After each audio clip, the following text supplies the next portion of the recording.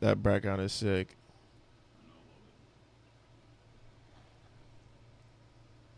All right. So 3, 2, 1, and we're live. Nice. What's going on? How you doing, bro? I'm good. Nice. One thing I have to do is I have to keep switching back and forth between these switchers. Yeah. So if it gets a little weird, don't pay attention to the... Yeah, I won't look at myself. Yeah. It's like one of those things where don't look at the camera. Yeah, don't Don't really look. pay attention to it. I'm going to be...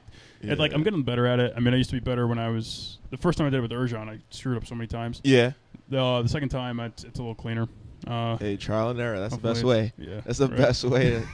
There's no other way to learn. But that's why I need that other guy, because then they can come in and Yeah, just do and that, do it. so. Yeah. You could just Yeah. focus just on the talking. Exactly. Yeah. Just on talking. But that's- And better lighting, because I look like I'm in Taliban right now. Hiding your face. Give me ransom. Look at this shit. Oh my God. Is it even my hat, or is it... I don't know. Might be the hat. But you representing the Sabres real well. Yeah. F the Sabres. They're Rangers all the way. Well, the Sabres are on a tear right now. Yeah. I do have to say. And by the way, this is going to be a little bit delayed behind, so don't even pay attention to this. Yeah. But the Sabres are on a tear. They beat the Golden Knights. They were up 4-1. Yeah. Yeah. Damn. And then, and they look better. Because I went, Yeah. I had a little Buffalo weekend this weekend, and I went back. Oh, nice.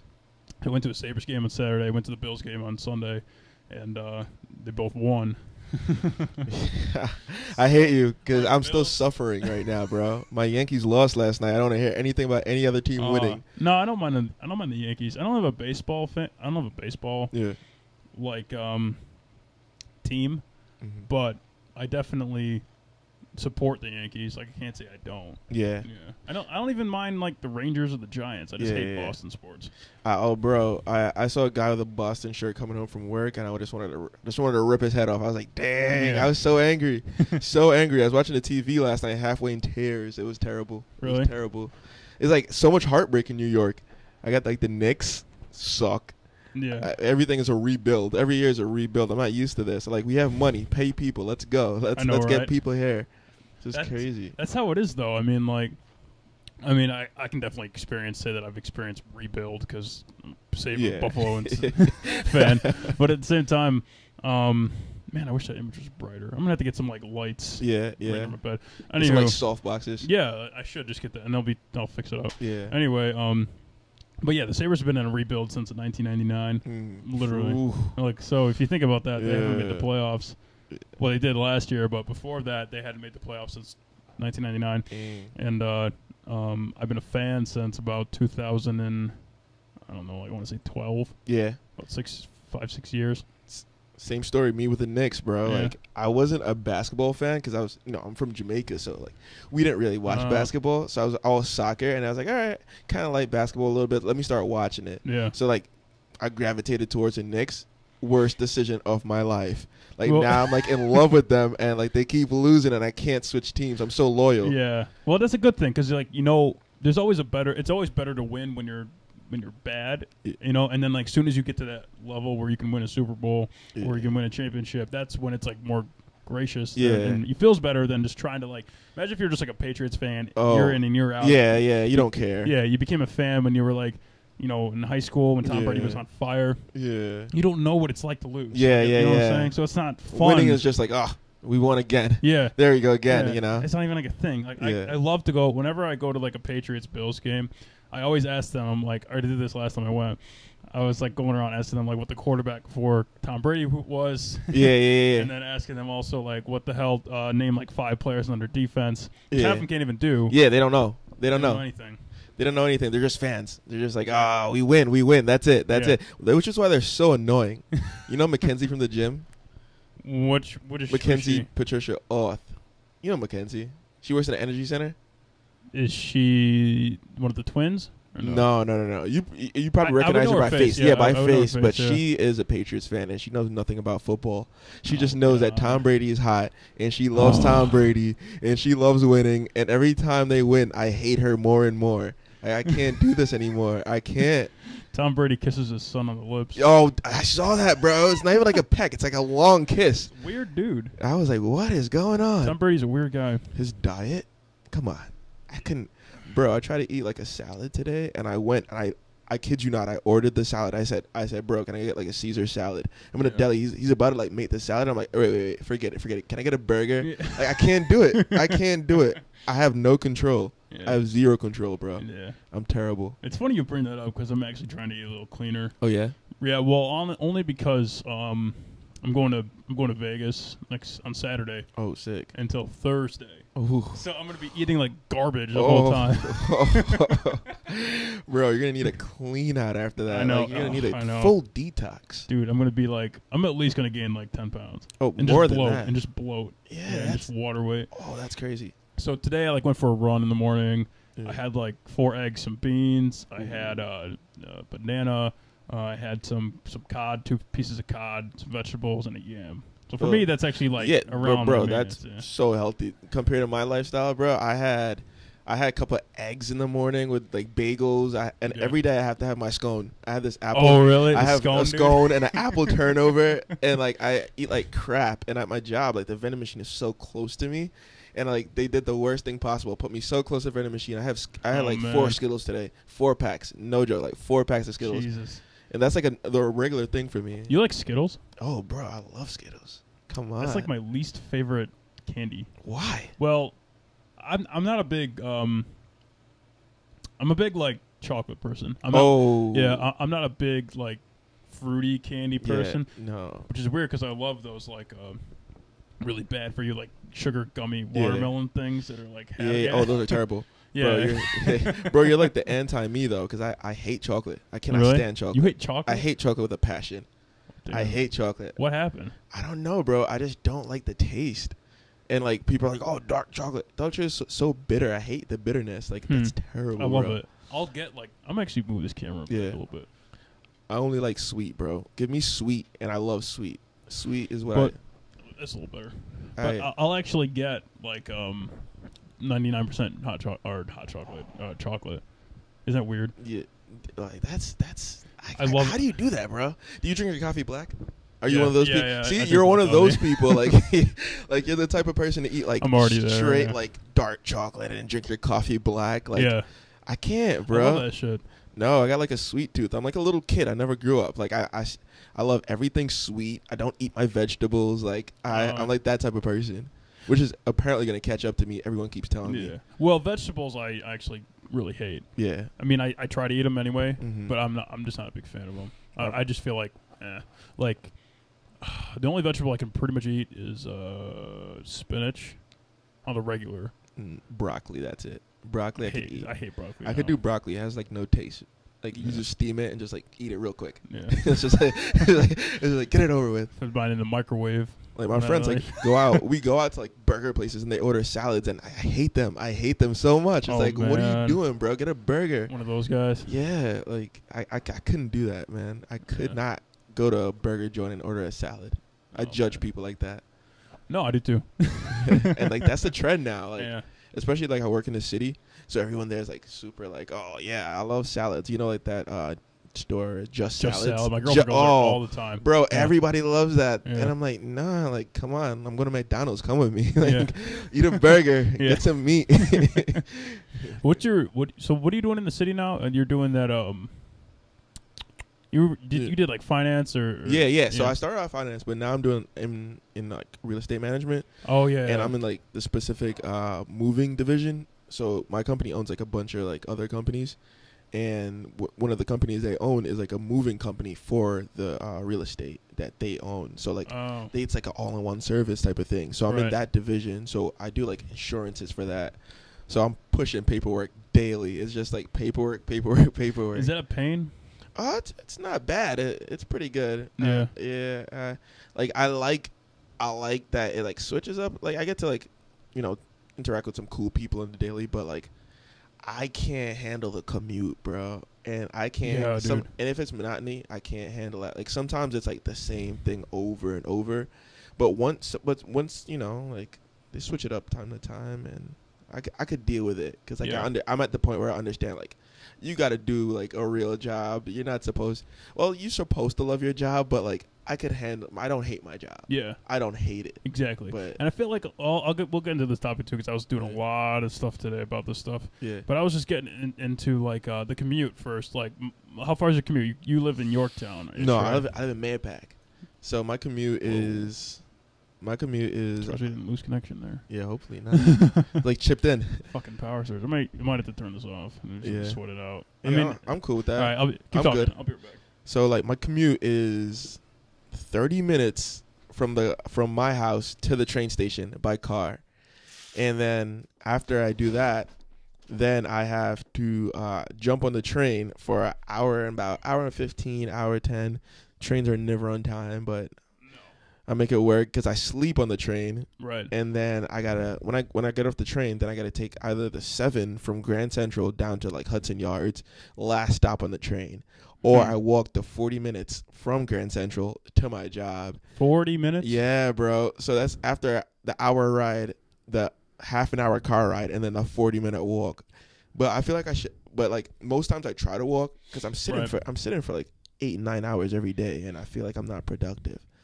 So I try to walk, but it's a killer sometimes. No, I mean, like, when I go to the city, I also definitely try to walk everywhere. Yeah. But I literally, sometimes I like it, but then I hate it because I literally get so freaking drenched. I sweat a lot. Oh, like, me too, bro. Yeah, I just, like, I walk outside. I'm going to start sweating in 5 minutes because it's AC. Yeah. Like, I'm from a snowy area. Yeah, so so that's perfect for you. Yeah, like I'm only comfortable if it's like 60 and lower, or if it's not humid. Yeah, you know what I'm saying. The humidity is what really gets me. That I cannot deal with the humidity. Like this summer was terrible, bro. It was humid every single day, and then because of the humidity, there was like thunderstorms every single night. Yeah, I couldn't stand this summer. The summer was terrible. We had a fucking tornado come in. Oh yeah, I heard about that. You guys got affected down here? Yeah, I lost power for 4 days. What? Yeah, and I had to. I was living at my girlfriend's for like 4 days. Dang. Luckily, it was the weekend that I was going up to home, so I got fixed. I got fixed the day I left. Yeah. But other than that, like I was out. I mean, I didn't. Luckily, I had to go grocery shopping. Yeah. I didn't like lose a lot of food. I threw out some like cheese and some shit. Not bad. Other than that, like the rest of the guys had to throw out like all their shit. Damn, bro. It was bad. Yeah, he came through, ripped out the power lines, and just toppled down the trees into that lake that's over there. Yeah. Totally screwed everything up. That's crazy. And in New York. That's crazy. I know. In New York. Isn't that weird? Dang. Things are changing, bro. Yeah. It's scary. Yeah. You ever watch Day After Tomorrow? Yeah. Yeah, that's scary. Yeah. I was on the train actually when I heard like all that stuff going on, and my train was the last train they let leave Grand Central on the Harlem line. Right. Because there were like trees down, they said, like at Chappaqua or something like that. Oh yeah, Chappaqua got hit really bad. That was the worst spot. And then we're like 5 minutes from Chappaqua. Oh yeah. So that's where Yeah. I was on the train and they were just like, all right, we're gonna sit here. We don't know what's going on. We're just gonna sit here for a while. Yeah. So we sat there for like an hour and a half, and then they like cleared one track. So we had to like take turns going back and forth for the track. So we were just like waiting our turn, and it was just painful sitting there the whole time. Like, I was getting like claustrophobic and stuff. I was just like, I can't deal with this. Yeah. I can't. Which is another part why I hate the commute. Yeah. It's like you never know with these trains. Yeah. My girlfriend knows telling Urge on this last time, but she commutes from Dutchess County. Mm-hmm. So that's like southeast, like the top of southeast on the Harlem line. Ooh. Yeah. So she has to get up. What time is it actually? It's 8:30, 8:53. So she probably just got home about an hour 10 ago. Yeah. Shoot. So she has to get up. She has to be on the 7:15 train in southeast. Get into work about 9:30. I kid you not. And then leaves, takes a 5:44, and then gets back home around like 7:10. That's crazy. Probably a little later. Bro, that's insane. Isn't it nuts? That's what? I know. Bro, I thought I had it bad. I was like, oh, woe is me. Like, I get home around like 7:15. I leave the house around like 6. Like, now we try to leave around like 6 o'clock and get home around like 7:15. And I was like, oh, that's terrible. But like, she has it. Like, what does she do? Like, she sleeps the whole time? She gets home, sleeps around like, she goes to bed at like 11 and then wakes up at like, I don't know, like 5:30. Yeah. Sucks. Like, I can't live off of 6 hours of sleep. I don't know how she does it. I do like 3 hours. You can do 3 hours? I don't know. It's wearing on my body. I could tell it's not good for me. No. It's starting to catch up. It catches up to me quick. Like for me, I don't know. I need at least 8-9 hours sleep a night, and that's even if I'm like trying to be good. Like sometimes I've been sleeping for 6, and then I really feel it, and I just feel like drained like all day long. I definitely need to sleep a lot more. My sleep pattern is terrible, and it's like my body's used to that now. So like every 3 hours I wake up. Like, I just wake up in the middle of the night and I can't sleep through the whole night because like, my body's just used to that. Like, from college days, bro, I just stayed up all the time. Yeah. And now with, like, the photography stuff, I stay up and edit. And, like, the computer, you know, like, once you're on the computer, you're up. Yeah, because of the freaking light. Yeah. The lights are so blue. Yeah. It like, keeps you up all night. I forget, like, the time. I look at the clock. It's like 3 o'clock. I'm like, dang, I got to wake up at 5:15. Jesus Christ. Like, this is insane. Yeah. No, hell no, I would not do that. Bro, and I tell myself every time at work, I'm like, all right, never doing this again. Like, I'm so exhausted. Same thing every day. Just terrible. Well, she's actually going to, she's got an apartment. So she's leaving home, and, you know, her parents moving out in February, so she has her bed there. Yeah. She's, like, decorating it and everything, and I helped her, like, move in. But now she lives on, like, 100th Street and, like, Broadway-ish. Well, that's not bad. Yeah, it's not too bad. It's not bad at all. So, you know, she can stay there overnight, you know, and come back a couple nights. But definitely if she's tired, just stay there at her apartment. You know what I'm saying? Like, oh, yeah, that's cool. Probably the best way to do it for her now. And she just got that apartment, too, so, you know, it's really nice. Blessing. Her commute's going to be like nothing now. Yeah, like, I know, like sick. 20, 30 minutes. That's sick. Yeah. I need that. That's what you need. And even, it's weird, because, like, in certain parts of New York, like, you can live in Astoria, and then it takes, like, an hour and a half to get to, like, Wall Street or some shit like that. You know what I'm saying? Yeah. Especially if some train's delayed, they're knocking down the L train this year. Yeah, I heard about that. So that's gonna be a thing. And when I moved there, like, I don't want to move to Brooklyn because of that. Like, I'd rather live in, like, East Harlem or Washington Heights even. Yeah. And I think that Washington Heights is becoming more gentrified. It's not as bad, because I remember, like, 2 or 3 years ago I went there, and it was totally, like, I saw, like, Bloods and a lot of Hispanic.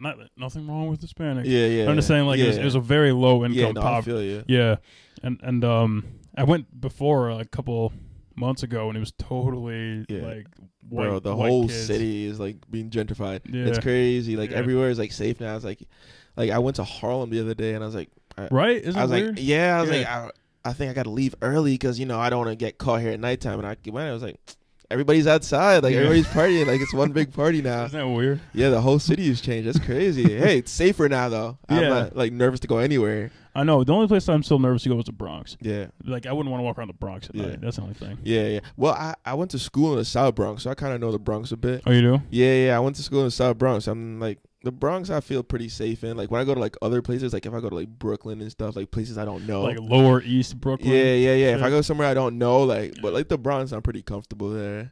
What are spots of the Bronx that are, like, kind of that are safer?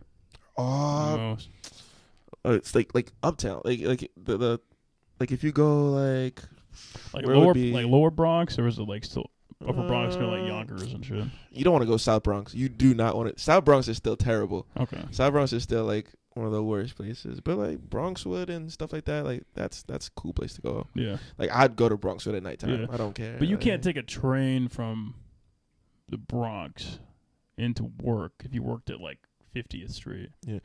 Because it only goes up to the... You could, but like you'd have to transfer and stuff, but I wouldn't want to do that. Yeah. Because the trains, they don't care. They just delayed all the time. Yeah. There's no schedule. There's zero schedule in the Bronx. I used to take the train from Baychester and go to the South Bronx, and that was a hassle. I used to go to school in the South Bronx, but I used to live on Bowler Avenue near Baychester. Right. So like right next to Co-op City. And so I would take the train like early morning, and then I'd be late for school like every day. So I'd have to wake up like extra early, and just to make it to school. And everything was always delayed. The trains were always packed. Like they didn't care. They would just stop the train, be like, "Oh, this is the last stop," and you just have to get off and hope for another train. Yeah, it was a terrible commute. I hated that commute so badly. Yeah, man, it's tough. I mean, and it's weird because like my goal is I want to live in a city without roommates, but I think it's impossible. Yeah. You know what I'm saying? Like, hey, I feel you, bro. That's my goal too. Yeah, if not one, only two. Not Yeah. like I don't want to do like 4 anymore because Yeah. like 2 is so much easier to manage as far as like just cleanliness. Yeah. And like I don't consider myself to have like OCD about stuff, but Yeah. when it's just like living with people like it's not like keeping things like neat and clean Yeah. how your routine is. Yeah. Yeah. It's totally it can be a challenge if it's like comes more than like 2 people. Yeah. You know what I'm saying? Definitely. Yeah. Definitely. Yeah. I from college days, I'm remembering the soccer house, bro. That was Yeah. terrible. That was like, I'm not OCD either, but like Yeah. the 2 things that have to be clean for me are like the bathroom and the kitchen. Exactly. Like those, Yeah. like just keep the bathroom and the kitchen clean. Like my room's a mess. Like I got clothes everywhere. Like and I don't clean it because like I know where everything is. Like don't touch it. Like I got it. Yeah. But like the bathroom and the kitchen, it has to be clean. I can't have a dirty bathroom or dirty kitchen. Like, Yeah. bro, I like judge people based on their like bathroom and kitchens, which is so terrible. No, But, I like, do too. I like literally judge.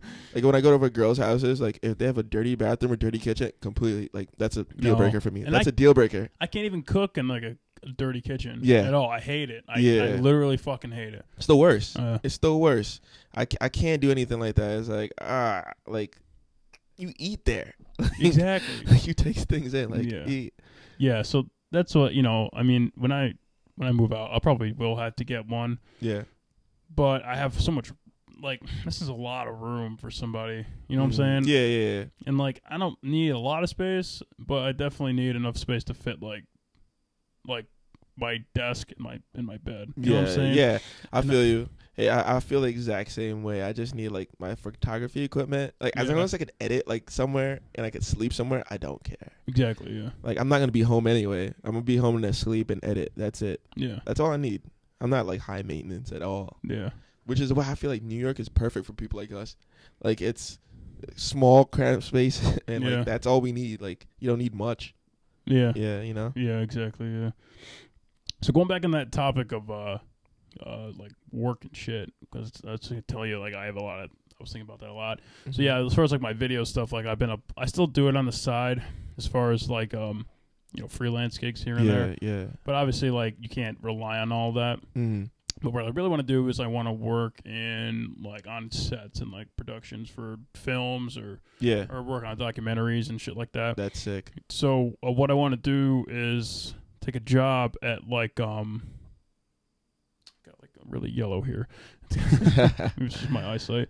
But I want to take a job at like NBC or like Vice Media. Mm-hmm. Oh, I love Vice. That'd be sick. That sounds like a ridiculously awesome gig. Yeah, and I was thinking because like this whole experience of me when I tried to with my business, like I'm just kind of like one day I woke up and I was just like, I'm done. Like, fuck it. Like, you know what I'm saying? Yeah. And it wasn't because of like doing the video side of shit. Mm-hmm. There's a whole other side to it that you have to learn, like getting leads and like all this other bullshit. The business side. Yeah, and I don't know how to do that shit. Maybe I know how to do it, but I'm not good at it. Yeah. And there was like, I was like, okay, like, for a couple days I was kind of bummed out about it, but then I was like, all right, well, I'm working on side projects and doing this podcast. And then like, and doing like short documentaries on my own time with like that's more fun to me to live that sort of life than for me to make a ton of money building up a business. Like I don't have that grit in order. It's a lot of work, bro. It's a lot of work. You need time. You need a lot of time. You need a lot of money. You need a lot of help. You can't do it all yourself. Yeah. Which is what I would try to do. Yeah. And I was working like 16 hours a day. Yeah. I'm just bullshit. Yeah. Like I was not like law of diminishing returns to a T. Like, for real, right? Yeah, just working on like stupid shit that probably I didn't even have to work on, to be honest. Bro. I feel you, bro. That's the same thing with me in photography right now. Yeah. It's like I like, because like I'm a business major, so like I like the business side of it too. Right. But it's like you said, you need people, and like right now it's literally me on my own. It's like me by myself, like not really any mentors and stuff, and like that's a huge part of it. Like I'm kind of like learning as I go, and when you have no money like I have right now, like you need something to help you start out with, and I've got nothing. So right now I'm pounding the ground, bro. That's why I'm not sleeping. I'm getting 3 hours of sleep every night. It's insane. I'm getting no sleep. I'm trying so hard, but like I feel like in a while it might pay off, but I gave myself like a realistic time limit. Yeah. So like by the next 2 years, if I'm not out the black and I'm not making money, bro, I'm out of this. Well, there's one thing. If it's really, I can tell you like some stuff that like cut the learning curve or made things attractive as far as packages you sell to people. Or something like that. So like, what was like, what is it? Are you sure photography is something that you want to do full time as like a hobby? Yeah. Well, I definitely want to do photography. I love photography. Like I definitely like doing it full time. But I feel like I'm more like business oriented. So what I'm thinking is more of kind of creating like a platform for other photographers also. Okay, cool. Kind of like a photography collective. Like that's like I think that's the goal. Like that's the 5-year plan. You know, start my own kind of like photography collective and also kind of like market stuff. Like I know a few people that want to start their own thing, start their own business and stuff like that. And I'm like, I did work in marketing for a little bit, and I think that's the route I want to go. Is more of like the marketing side of it. Like I'll make the connection, I'll make the photography connection. Like I know how to do the photography stuff, but I'd be comfortable making the connection and kind of watching it and kind of curating it and not really actually like doing it, you know. So I'm kind of like in like the opposite boat of you. Like I want to do the business stuff. I like the other aspect of it, but like I think I'm more leaning towards the business side of it. So as far as I know that when I got started and I got told this with video, because this is true, it's like super. Well, it's just a competitive to just do photography, just do video. Yeah. Not that there's anything wrong in and of itself. It's a great thing, but to like the market per se, and you know this, it's just an oversaturated business, bro. Right? Everybody takes photos now. Everybody because everybody's got their iPhone and they think that they're a photographer. Uh-huh. So you know what I'm saying? But it's really not. And people like you and me know that it's really not. You can see the difference. Like that, right? But the worst part is it's like the everyday person doesn't see the difference. Yeah. And they're like, what? Why can't I use my phone? Or like, what's wrong with that person? I'm like, bro, don't you see that? Like, can't you see the difference? Can't you tell the quality? Yeah. And it's like so tough because people don't like, unless you really show them, they don't know what quality is. Like I see so many other people out there like getting people to take their photos for their events and stuff. And I'm like, you're paying someone for that? Like you paid for someone to take those photos and to do that video work. And it's just like people get lost. People don't know what quality is, especially with Instagram. Like everything is quality for them now. Like if you have followers, like everything to them is quality. Yeah. It just annoys me sometimes. It's like, dang, like I feel like sometimes I'm like, I could never succeed in this because like no one knows what quality is. Like how do you show that your work is better than the other person's if nobody actually knows what quality is? Yeah, and there's also, I mean, like, do you only want to work with, I would say my feeling, it's probably wrong, I'm just going to give you my own feeling of it. If you want to work with people, just do shit for free and for free and for free and for free on Instagram. Like, you know what I mean? Just like hit them up on Instagram and be like, can I do this for free? Yeah. Just keep doing that and just build up like a huge network. And then by the time someone hits you up for a repeat or a referral, then charge. Yeah. That's just for people. If you're trying to do like a business side of thing, which you could make, build something out of it. I mean, I would assume that you would have to go really beyond that, like you were saying. But the question is, it's like, where does the skill of photography lie in a demand that's already needed by the market right now? As far as like a business that needs social, which is why I changed from originally, just doing the photos and trying to like get that launched up, because it's like, all right, so now everybody's in the market. Now everybody wants to do photography. So then why not do photography collective? Why not curate what's already out there? Because everybody's going to jump on it. Everybody's going to do it.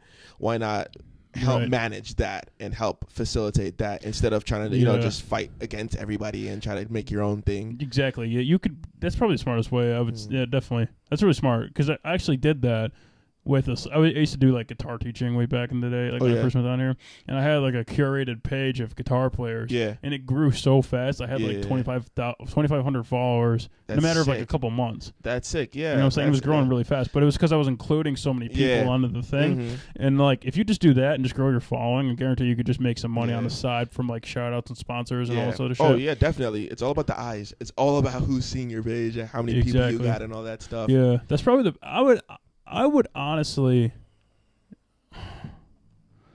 if I were you, Yeah. I would honestly just go that route. Yeah. Because it's something that you can do by yourself. Yeah. And you don't need other people's positions to do, as far as like someone to do the marketing, someone to do lead generation, someone to do all this other shit that's on the business side that you physically just can't do by yourself. Yeah. I would just do that until you start getting some money coming in. Yeah, yeah. And then just grow that, and then just start paying people to do the bigger side where you turn it into like an agency of whatever. And you know what I'm saying? And then that's the plan. That's definitely the plan, to like grow it to a point where then I could start making it like monetary gains. Yeah. You know? Then you're good then.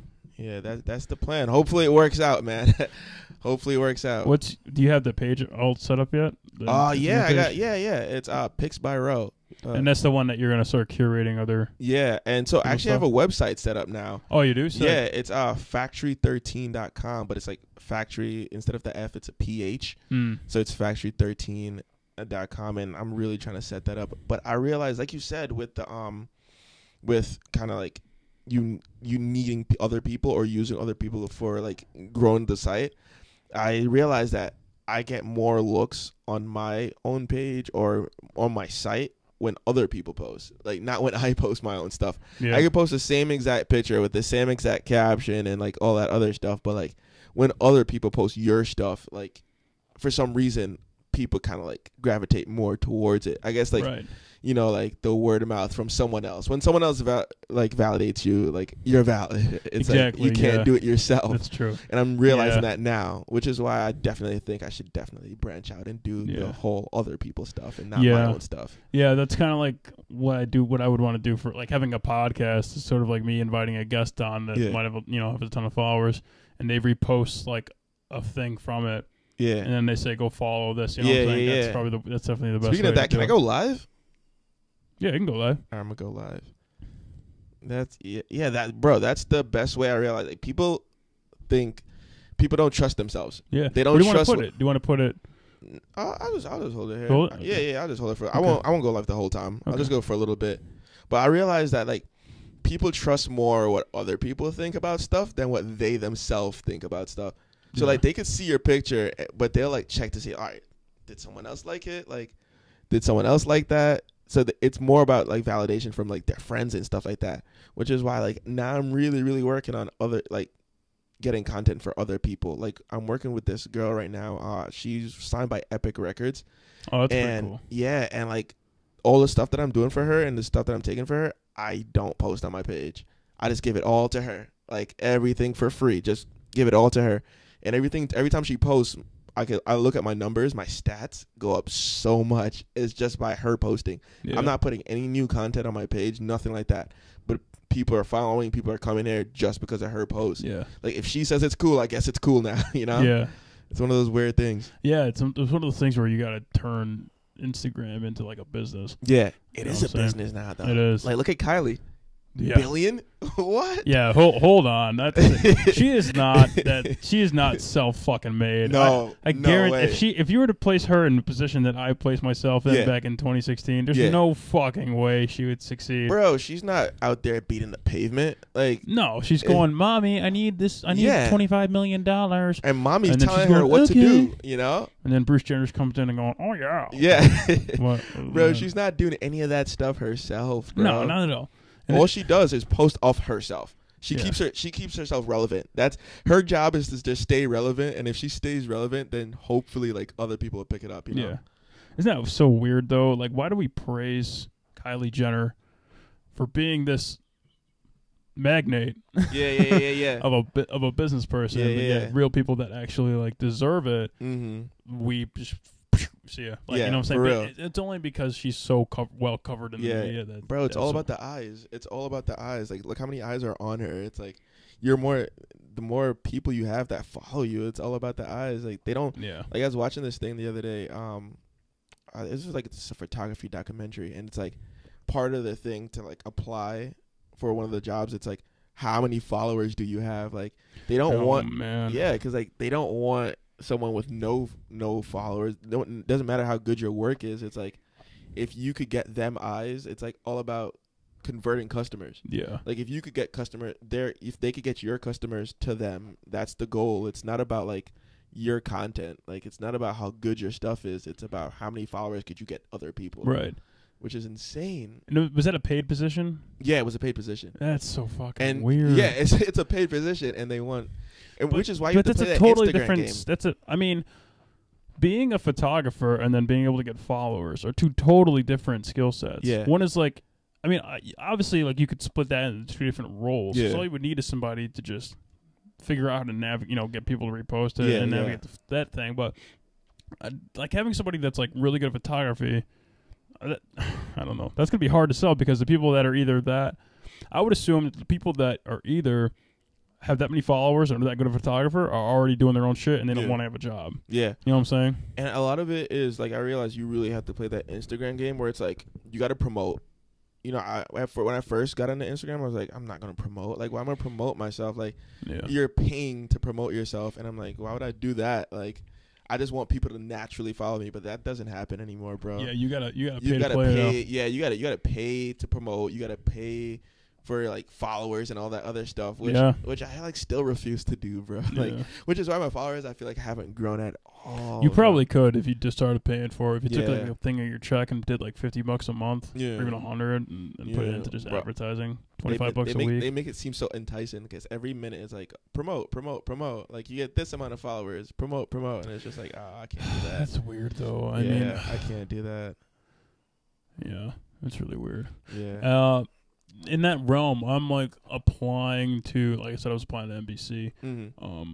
But there are a lot of like associate video jobs. You know what I'm saying? And I have like video I've done on the internet and shit. Mm-hmm. And I did for clients that I had for my business and shit. Yeah. But in the back of my head, I'm always like, is this really what they want? Like, is this do they want someone that's like already like killing it and and freaking like all that sort of like social media thing with their they're like a videographer, influencer or some shit like that.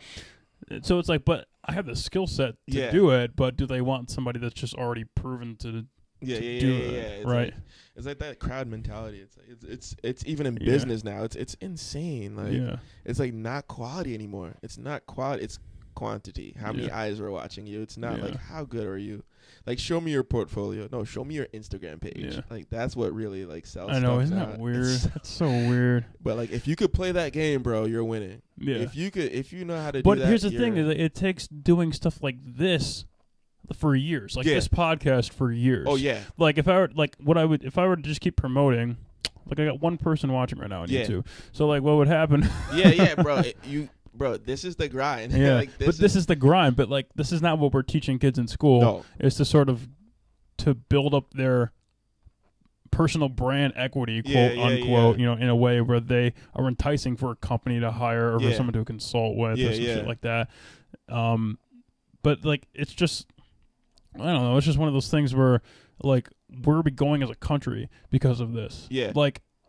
This podcast is something that I enjoy doing. One, I'm never gonna not do it, but then also when I'm like 35, it's gonna have a lot more following, and I'm gonna be able to like live off of it and be able to do all this. You know what I'm saying? Yeah, you already laid the groundwork. You did your work that you needed to do. Exactly. Yeah, but they don't show that. They make it seem like it's like one of those overnight type of things. No, and that's the one thing that's weird because now we have to revamp. If this is truly how we are going to start becoming successful as like Gen Y or Gen Z kids is by doing this own sort of like creative route or entrepreneur route where you're not just like held captive by an organization or a company that can just kick you to the curb like anytime. We're gonna have to learn how to teach. We're gonna have to teach people how to do this because it was super hard for me to even understand how to successfully set things up, how to find the thing that I enjoy and that I want to do for this long of a time that can long-term commit. It's just like there's no way kids are learning that in school. Like they're gonna have to learn it through the internet or YouTube because they're so fed up with how school is. You know what I'm saying? They don't teach that in school. No, I think the schools that would probably do it well are like the progressive schools that were really like teaching technology and stuff like that and like social media, like. Social media influencer, like that's a job now. Like that's an actual job. Like you could put that as like I'm a social media influencer. Like you could actually say that about yourself. And I feel like people maybe that's what we're gonna be teaching kids now. Like how to do social media, like influencing. Like you know what I mean? Yeah. Like it's a between starting a business and it's not starting a business at the same time. Yeah. It's so. left field, you know. Yeah. 'Cause someone like me, like I've already made the decision that I don't want to do the business side. I want to be like an entertainer side and have a manager, like a comedian or a musician or a band, because I'm just better at doing that. Yeah. So it's like, what side are you on? Like, how do we teach kids how to do this sort of thing? And because you're gonna need it all. You're gonna need it all. You know. Yeah. You're gonna need video guys, audio guys, all that stuff. Like that's what we're doing now. Like that's what's in. Like, and like I said, like I like the management. Like I've always liked the behind the scenes of stuff. Like I want to know how it works. Like I want to know like with the strings that are pulled. Like I want to know like how everything goes on. Like I like that side of it. Like I like photography, and I really enjoy doing it. Like I would do it for free for the rest of my life if I could somehow live somewhere and someone pay my bills. I would do photography for free, but like that's not realistic. So, but I like the management side of it too. So like I said, like I'm okay with like just managing photographers, kind of curating stuff and letting that come to me type of thing. Like and not really being on the ground and doing it, but just doing it part time on my own, like not getting paid for it. You know? Yeah. Like, I'm okay with doing that. Yeah. But I feel like you just have to like realize like what you're good at, and like you said, you know what you want to do, you know what you're good at. So like I feel and like you know what you don't want to do. Yeah, at the same time. That's another side of it. They never tell you that. You'll have to learn. Yeah, they never tell you that. Exactly. Yeah. That's what I had to learn of myself, but it's okay.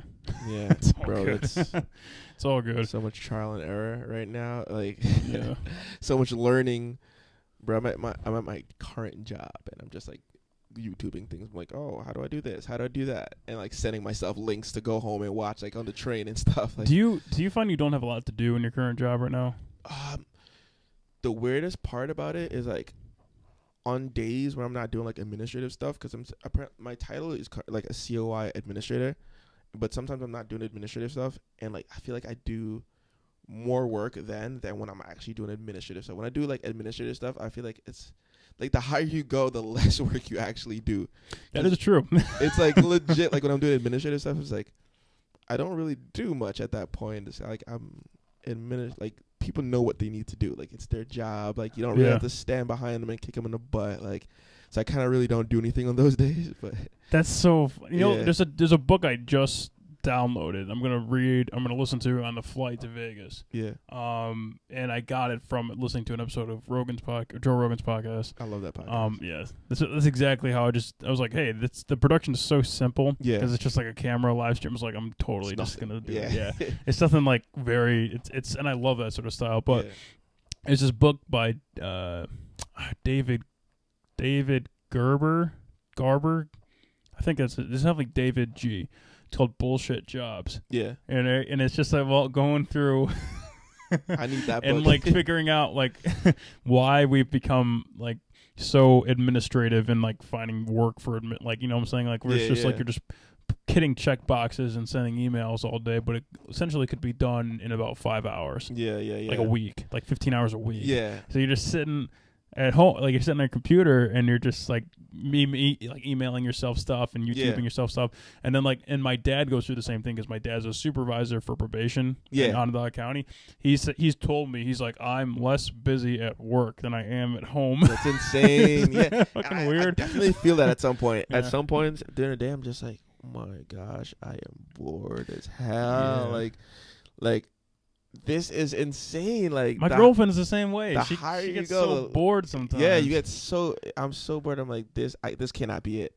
This cannot just be it. Like I'm the type of person like I need to be busy, or I think I have like ADD or whatever that is. I'm the same way. Like I really need to be busy all the time. Mm-hmm. If I'm not, I fall into like literally a depression. Yeah, bro. I don't know what to do with myself. My mind wanders. It's insane. Yeah, bro. I just realized this is a.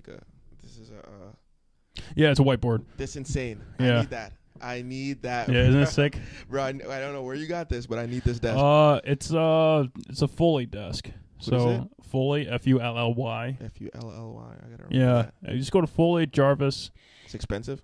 Yeah, this one is pricey. Oh, forget it. Yeah. Well, you can get them for like, expensive. Yeah, they're expensive. Yeah. Dang, I'm not there yet. Yeah. I mean, take it from me. Like I was there for like, I would say all my computer stuff and all my half my camera stuff, all my computer stuff was paid for by video, right? Half the camera stuff I just had cash for, you know, and even this I had cash for in my savings. To just pay for it because I wanted a better workflow for doing stuff. You know what I'm saying? But then, you know, now I'm gonna have to sort of figure out another way to. I don't really need much else. I mean, I feel like you're this, pretty set. Yeah, this isn't even like the top of the line of anything. But it's pretty sick. Like you said, good. It's a simple setup. Yeah, it's a simple setup. It's good enough for me as far as like the length that I want to go and could go. I don't need like a crazy editing studio, but this is like a good home desk camera. Like I definitely have the means to go out and shoot a documentary, come back home and edit it, and get paid on a project and be able to complete it. You know what I'm saying? Yeah, this is not bad at all, bro. This is a sick setup. Like I like this setup a lot. I need something like this, especially like the dual monitors. Yeah, I need this ASAP. The dual monitors will change your life. Yeah. Well, you use dual monitors, right? Yeah, I do. I use dual. Well, I have that like ghetto setup where it's like a monitor by itself and my laptop, and I just kind of like do the old school. Yeah, but that was me about a year and a half ago. Yeah, when I first moved down here. Bro, it's I need to like upgrade. It's weird because the bulk of my money to get all the stuff I had came from like one job. Oh, really? Yeah, I got lucky and I got a job with a startup and I got paid like $4,000 for it. Oh, that's not bad. Yeah, it's not bad at all. You know what I'm saying? Yeah. So the startup helped you start up. Like, yeah, that was your and that's why I was so addicted to like, holy shit, I gotta find more startups to like work with. Yeah, that's sick, man. But then then I realized that you shouldn't be trying to convince people to advertise without them already advertising. Yeah. You know what I'm saying? It's like one of those slippery slopes. Yeah, I just learned all these little lessons that made me just say, I'm done. You know what I'm saying? Like I was saying before. Bro, it's like it's tough. It's tough. Like learning all that stuff. It's so much like you're never gonna get it perfect the first time. Yeah, you have to fail so much. Yeah, and like, they say it all the time. And you listen to like motivational speakers, and they're like, yeah, you gotta fail, but like you don't think going in like it's not like, okay, I'm gonna fail right now. Like right, but you have to. Yeah, and you know what got me to. There's so much fucking bullshit on the internet with all this like make money online affiliate game, Shopify game. You've probably seen it on YouTube. Yeah. It's all fucking fake. Yeah. It's all fake. The only people that are actually doing it are the people that aren't on YouTube because they're making so much money already doing the original thing. They don't even think to start a YouTube channel. Just how they like say, "Oh, let me teach you how I made this." Exactly, and it's a $7.97 course. Some shit. I remember there was a Facebook marketing course. You can, and same thing with Amazon. There's an Amazon FBA course. Yeah. And Amazon has a whole library of how to do FBA on their own. That's crazy. Facebook has a whole library of how to do Facebook marketing on their own that you can get certified in. After you complete it. You get certified. It's called Blueprint Facebook. It's free to take all the tests, and then it's like $100 to take it's free to take all the exam, and then it's $100 to take a test. To get a little badge that proves that you're like Facebook certified if you're like an agency. Yeah. Something like that.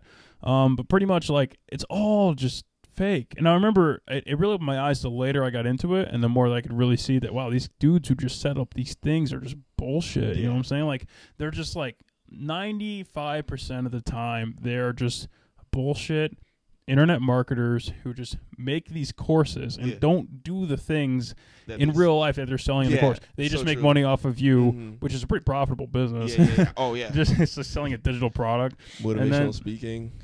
Yeah. Oh, bro, I didn't realize how much money those people make. It's nuts. I'd make more money starting being a snake and starting a how to start a t-shirt Shopify drop shipping store than I would actually do that. That's so true. It's like sometimes I think like when I'm watching the tutorials for like photography and stuff, I'm like, I could probably make more money and get more followers giving tutorials on how to do photography than actually doing photography. Exactly. Like how much do these photographers actually go out and shoot? Like, are they just making videos of how to shoot? Like, are they actually going out and shooting? Like, half of them, I never see their pictures. I just see them doing the how-tos. Yeah, like that one dude that's like, the dude with the fro. Oh, Fro knows photo. Yeah, I mean, I want to say like I believe him. I believe he's been really good. But in the same token, like I believe he's good, but at the same, I never see any of his work. Yeah. You know what I'm saying? I never see any of his work. One of his shots. It was like he did like a hockey thing. No, he went back to like his old like basketball court or something like that, and was trying to show like how to do sports photography. And I was not impressed, bro. I could tell you, I was not impressed. You weren't impressed? No, and he does a podcast also. I think his name is like Jared Pollan or something like that. Jared Pollan. Yeah, and he does like a podcast and all that other stuff. I think he just knows a lot about the equipment.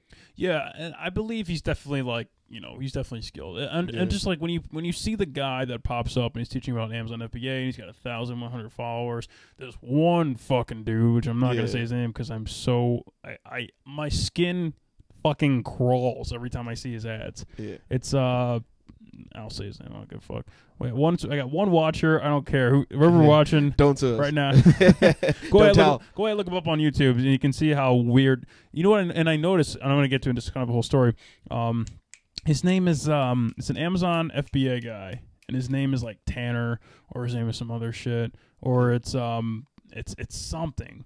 But he drives up in Lamborghini, right? Yeah. It's fucking rented. Yeah. Like you can, and it's not even me being angry because I watched a Vice documentary on all this stuff, and they were saying how it's a big thing to just rent Lambos to just make yourself look better, right? And that's a thing. Is it the thing in the Miami one? Right. Yeah, that's the one. Yeah, that's the one. That's insane. But if that same logic applied to entrepreneurship and internet marketing, they rent a Lambo just so they can.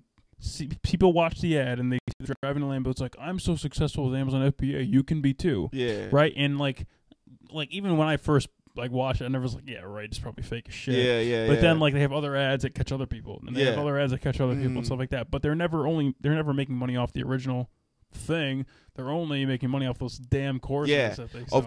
It's kind of like that original like pyramid scheme thing, it's like a pyramid scheme, with like the Herbalife stuff. You ever seen that? Yeah. Where it's just like, all right, like if you get one more person and this person under you makes this, and it's like you're never actually selling the products. Like the products never get sold. It's you like get recruiting people. You get paid for recruiting and not actually selling the product. Exactly. Yeah.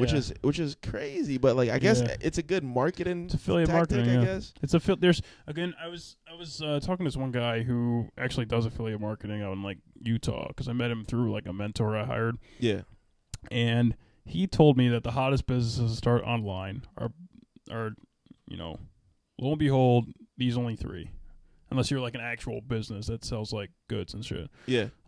It's affiliate marketing, which is like building funnels for product codes and having a product code and getting percentage. Yeah. T-shirt, Amazon FBA, drop shipping, that sort of thing. Yeah. Or just selling courses. Yeah. And he said those three things are the only things that if you ever see a business that's trying to teach you how to do an online business, like SEO or some other shit, they're just basically a business that makes money on courses. Yeah. That's insane. Isn't that nuts to think about? No one sells products anymore. Nope. Products are a thing of the past, bro. Like, wow, that's crazy. Isn't it? It's so scammy. Yeah, and you don't know who to believe anymore. See, but here's the thing: is that what you could do is just go. You could do a little research and be like, okay, what is a nationwide renowned SEO agency, right? Mm-hmm. And then just like sort of go down that ladder or tier and see if someone's willing to sort of mentor you or like you hire them for a session, something like that. There's one guy that I ever got a course out of, and he actually like really opened my eyes, and he was like really smart about stuff. And he was and he was true because he was an agency owner himself, and he sold it. And he worked with like Porsche and stuff like that. Yeah. And it was so weird because I would buy like other agency based courses. And then I would see, once I got to his after like 2 years, I was like, holy fuck, are you kidding me? I've been doing everything wrong this much? And like it was like the most like literally like, why the fuck didn't I think of this? Yeah. And he had this whole thing set up, and it was so simple. The only thing you had to do was just, he had sales guys that farmed for leads, but his pitch was like he would find people that are already spending $10,000 a month on Google ads. Yeah. And then just pitch them for like a $2,000 audit. Which is a no-brainer for a company that's already spending that much money because it's like, it's just check, right? That's like really smart. Yeah, that's super smart. Yeah, and then to me, I was like, are you fucking kidding me? It took me 2 years to figure out this shit. Are you fucking kidding me? Bro. You know what I'm saying? Yeah, that's crazy, bro. So, yeah. That's the way to go, I guess. Yeah, so like, but I believe, he had proof, and like, I looked up their agency. Like, he has a lot of knowledge. He was like an actual dude. Like, far and few between is like the real people that Everybody's are just jumping actually in. exactly because it's business. Like they don't want to share their secrets. Kind of like the photography market. Everybody, it's just saturated. It's saturated. Like you don't know what's quality anymore. Yeah, like how come it's so hard for me as a videographer to get in with somebody who's already working on set in film? It's super competitive, and so they don't want to be like, oh, I'm going to take this guy under my wing. He's just going to take my spot. I'm saying it's like I have to really like claw my way through like Craigslist or just connections with other roles that aren't the role that I'm trying to compete for the job for. You gotta like start super low, right? Yeah, stuff like that. Yeah. Because everyone thinks you're gonna come in and take. Because it's a small world, bro. It's so small. Like, everybody uses the same people. It's the same people always on top. Like you just gotta wait, and somehow you get your break. Somehow somebody blows up and like uses you. It's one of those things. It's like all about. Well, it's just kind of like all business. It's all about who you know. Like, it's all about positioning. It's not really about like what it is partly what you could do, because like once you get there, you got to be able to show up and like do what you need to do. Yeah, and that's just like how hard can you work? Like, you know what I'm saying? And like if my default and yours default too is to just work hard regardless. Yeah. So like it's not a question of whether or not we can do the work. It's just plugging us into the right person, system, connections, and then just riding that wave. Do you have that opportunity? Like, is that opportunity there for you? Yeah. Because you could be working, just not working smart, just working, just working. Which is what I feel like I'm doing now. I feel like I'm in that boat where it's like, but like slowly but surely, like I feel like I'm starting to see like results or like where it's paying off. But like, I feel like I'm just giving stuff away for free. I'm 20,000 photos in, because like I'm memory card like 15,000 and I'm going to so like 20,000 photos in, and I'm giving these stuff away, and people are like, oh, you're getting better, you're getting great, but like, where's the money, It's like, what am I doing this? Like, am I gonna get a return off of this? And like slowly, like I'm starting like the fashion week thing. Like I did fashion week like a couple of weeks ago, and like that was amazing, great blessing. Like I loved it. It was awesome. And like, what was that actually? What was that fashion week? I did so like New York Fashion Week, where they go through like do a bunch of fashion shows and stuff like that. I got hooked up with this guy from Instagram. Just from Instagram, and he works for an agency in the city, and so what they do is like they give assignments for Fashion Week. So they have a bunch of photographers, and they put him on assignment, and he has to go out and like take pictures for the shows. And what he does is, because he can't be at every show, he assigns his assignments to other photographers, and he was assigning it, and I was at work. I was literally going to work. And I saw one of his assignments, and I'm like, hey, bro, like I've never done fashion photography. I've never been to a fashion show in my life, but I'm willing to give it a try. Like is the spot still available? And he's like, hey, do you got your lens on you? I was like, yeah. He's like, you got a memory card? I was like, yeah, I had no memory card, so I had to run to B&H. But I was like, yeah, of course I do. Yeah. He's like, well, all right, this is the address. Here's the code. Here's the pass. Get there at this time, take the photos, send them to me, and you could do this. And I was like, what? So I went to my boss. I was like, hey, this is like a once-in-a-lifetime opportunity. I don't know when I'm ever going to be allowed into Fashion Week ever again. Like, normally people have to work their way up for this. And like, I'm getting this. Like, can I get this chance? And luckily for me, my boss was like, you know what? If this is what you want to do, go do it. And I got paid for the time, and I literally had to run. So from my office to B&H is in right next to MSG. Yeah, it's like right next to MSG, and I'm down in Chelsea. So I ran from there to B&H, which is about like a 20-minute run. Yeah. And I got a memory card, and then I ran from B&H down all the way down to the place is called Industria. It's like Lower Manhattan. Yeah. So it's like 14th Street. So I ran all the way from B&H, which is like 34th to like 14th and something, like deep. Jesus. And like I was drenched. When I say like I showed up and like everybody was probably like, who is this guy? Like I'm in my work shirt, bro. So like I'm in a long sleeve in the middle of summer, drenched from head to toe. Like I couldn't stop sweating. I was sweating so much.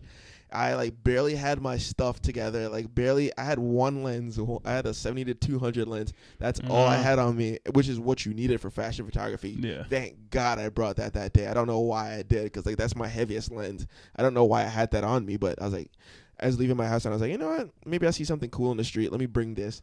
What's the brand? Brand what? Lens? What's the 70-200 you use? Canon. Oh, you use a Canon? Yeah. So I'm sticking with a Canon. Where'd you get that one? B&H. Isn't it like like $1,200. Yeah, bro, it's expensive. Yeah, that's a It's good one though. I mean, that'll last you all your life. Yeah, though. yeah, because you know what I'm saying. You could drop that. That thing's like you could drop that. You could like leave. I took a photo shoot with Allie. Yeah, and we were in like it was like water, and Mhm. my whole camera got wet. Nothing happened to it. It was perfectly weather sealed. Like when Canon says weather sealed, they mean weather sealed. Like, it actually works. I believe them. But like I ran down to the shoot. I didn't know where to go, didn't know what to do. I like kind of just like stumbled around. Everyone could tell like this kid's an amateur. And like I finally get into the show, and I'm there and I'm standing in the pits. I'm like, what am I doing here? I'm so out of place. Like the lights go down, the show starts, and it was like so surreal, bro. It was like one of the best experiences of my life. Like adrenaline kicked in. I'm like snapping away, and I'm like I'm snapping, but not really looking through the lens. I'm looking around. I'm like, bro, I gotta take this in. I don't know when I'm gonna be here again, but like at that point, I was like, this is what I want to do. Like this, I know this. Like some aspect of photography, that's exactly what I want to do. Like that was just insane. It was so good. It was amazing. But like, you don't normally get connections like that. It's like I got lucky. It's like I work, and then get lucky. Like it's so hard because you work and then have to get lucky. It just doesn't seem right. Yeah, you know. Yeah, it's weird. I mean. Same thing with me too. Like I got lucky with like that startup job. Yeah. I got lucky with meeting the lady who's gonna hopefully help me get into NBC. You know what I'm saying? That's just all luck. You know what I'm saying? Yeah. I got lucky with even being able to afford some of this equipment. Yeah. Like I use 2 Sigma lenses. I use an 18 to 35. Sigmas are sick. Yeah, and I use a 50 to 100. Yeah. Yeah, but I use those for video. So, but for 7200 is a really good lens. Yeah, I like it. Yeah, it's versatile. Yeah, it's like pretty long, but then it's like I got good depth of field. Like, that's the thing that's awesome on it. Yeah, but I'm still in love with my prime lenses, bro. My 50, like. It's 1 point. I have a 1.8. I didn't go for the $300 one. I went cheap. I went the 120 route. 120. I have that one in there. Yeah, I went the 120 route, but I love it just as much, bro. And the bulk of that thing gives you, and like, it gives like a little vignette. Yeah. And I love that, bro. It, like, I take a picture with that, and people are like, oh my gosh, like. You vignette anything and people go crazy. People think it's like the best thing. People think, oh, like you're so professional. It's one of those things that's like photographers don't want to see and they try to edit out and post. Yeah. But like once you put it and people are like, oh my gosh, that's so cool. Like how'd you do that? Do that again. Like people get like amazed by like the simplest things. It's like you never know what amazes people. You could work on an edit. Like my most liked photos are like the photos I didn't do much to. Like, you know what I mean? Like I didn't think they were that good. But people like the basic stuff. They don't like that like you work all night type of thing. Like fix everything on the photo and then post it and then you get like 2 likes. It's like people don't know quality. Yeah. You know? Yeah. It's everything's subjective. Yep. Yeah. I mean, as long as you can, like if you're working hard on a movie, that's one of those things too. Like if you're trying to please the crowd, you're never gonna win. Yeah. If you just make stuff that you like to do. Yeah. That's the thing. It's like just make what you like to do, because then even if you're trying to please people, like it won't be enjoyable. Because like I would not, if I was trying to please people, like I would not stay up till like 3 o'clock in the morning. Like I would have zero motivation. Yeah, it'd be like a regular job. Like you wouldn't do a regular job till 3 in the morning unless like your life depended on it. Like exactly. So like you have to like it. Yeah. You have to, there's some point where you actually have to like it. You know. Yeah. You can't just do it. Even like today, it's 8 o'clock at night, and I've already like spent a whole day. I'm like in between jobs, but I still like spent the whole day. I built a website today. Yeah. I applied to a ton more jobs today. I ran like mad errands, and I was going all day long. Yeah. You know, and now I'm doing this, but like it doesn't matter. It's like this is like fun to do. This is the fun part. Yeah, right. You work all day to do this. Like this is the fun part. Yeah, like I definitely understand that gig. Yeah. I understand like working my regular job to get photography stuff. Like I just think about photos all day. Yeah. That's all I think about at my regular job. Yeah. It's like, all right, this is a means to an end. This is gonna get me to photography. Yeah. You know? Exactly. Yeah, I really like I'm kind of the same way, but I really like the video side too. Like I'm working on like a documentary right now. Go ahead. Yeah. I'm working on a documentary right now, and I'm actually like, it's my first, like I'm trying to like get people to help me on. Yeah. And, like, I'm actually planning to like do a whole log line and like a whatever it's called. It's like almost like a presentation. Yeah. package that you ship off to people to get some sort of funding too. Yeah, it's if you get it like greenlit. Yeah. So that's I'm sick. Yeah, I'm doing it on. I was listening to a podcast. I've been like this weird. I'm pretty biased when it comes to like politics. Yeah. But I'm really interested in why New York State is like the 50th worst state to retire to. Yeah. Right, and then like why it's so corrupt, like why it's considered the most corrupt state in the country. It's the money. Exactly, like it's the money. The whole things with Cuomo and why are all like a lot of people get thrown in jail and shit. Yeah. You know what I'm saying? I just watched a documentary on the jail thing, bro. I watched. You ever seen the 13th on Netflix? No, what is that? Bro, it's a documentary about like the 13th Amendment and how like you could jail people and like how jail is a big business. Like it's business. Like the conflict of interest when it comes to like jailing is like insane. It's like the same people who are lobbying for like new laws and this and that are the same people that own the jails. It's like, why is jail privatized? Like it's supposed to be like a public thing, but like, yeah. And there was that one that I know. There's two things. There's a private jails that people get money, like you're saying, like they get money to ship people off, and there was like that judge that got money from shipping off kids. Yeah, because they would pay him to ship kids to certain jails because like then they get more money. Isn't that nuts? Yeah, which is insane. Like we're paying for that. Like yeah, or taxpayer money is going. It's paying for that shit. Yeah, like how's that make you feel? Like why are we paying money to private? How businesses are designed to make money. Like you go into business to make money.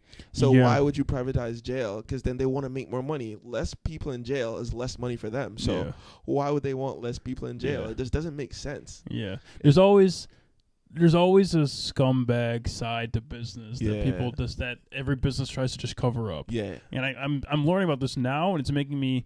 With like the affiliate marketing thing, with learning about Amazon recently, with like the way that I was watching another documentary on what it takes to get a package to you in 2 days, and the fact that they pay these poor immigrant people $8 an hour, with it on a temp job, so it's not even full time with any sort of benefits, so they can work them for $7 an hour, and then just keep cycling them through, bro. It's ridiculous. And then the same thing with what was the other one? Like the jail or like I don't know, just all this other stuff. It's just like there has to be some sort of slope that where they're cutting corners in order to even be profitable. Like that, or to even make money. Yeah, because like the true cost of something, like when a company just comes out and everything's like, when a company just comes out and they whatever they charge you for the item at that point is the true cost. So like when a company comes out and they charge you like ridiculous amounts for an item, so like let's say cell phones, when cell phones just came out, it's like, oh, it's like so expensive to get a cell phone. And now it's like so cheap. Like they're not losing money to get you a more affordable cell phone. They're just either cutting some corner or paying someone a lot less to get you. Their bottom line never changes. Like companies don't lose money, bro. Like they cut it out some other way. They're not going to lose money. Like which is why like even like you say about politics, like trickle down and stuff like that. It's like, no matter how much money you give them, they're not gonna take less. Yeah, like it's not like low. Let's help everyone. That's not what capitalism is. Yeah, and like a part of me had to realize that, because one thing that my new roommate said to me is like, in order to sell what you're trying to sell, you're gonna have to be sort of like a snake oil salesman. Yeah. Oh yeah. And I'm not that type of dude. I'm not that type of dude. I just it's not in me. Yeah. And that's when I was like, okay, I get it. And like I was literally at a point where I had to, like I was like, I'm gonna have to start telling people bullshit and like what I do. But that's what people do. Like it's a normal thing to do that. Like, do you think like every single? That's the thing with like marketing agencies is that they never. There's a thing that I read that they never have like a bad reporting. It's always like some like they always sort of like fluff it. Yeah, of course. You know what I'm saying? Of course. Exactly. So I would have to start doing stuff like that, and I was just like, nope, I'm not. I don't want to do this. It's not me. Like I'd rather just make a movie, do a podcast. Yeah. I'd rather just play in a band. I'd rather just do that sort of stuff. I'm done with this. Which is tough to do that type of stuff, especially like in New York, bro. Yeah. It's in New York, you know. Like you said, everything is so saturated. Yeah. You have to like kind of like lie to like get your stuff out there. You have to like pretend, like I said, like buy followers. You gotta like literally buy followers so people will be interested, so you could show them what you could actually do.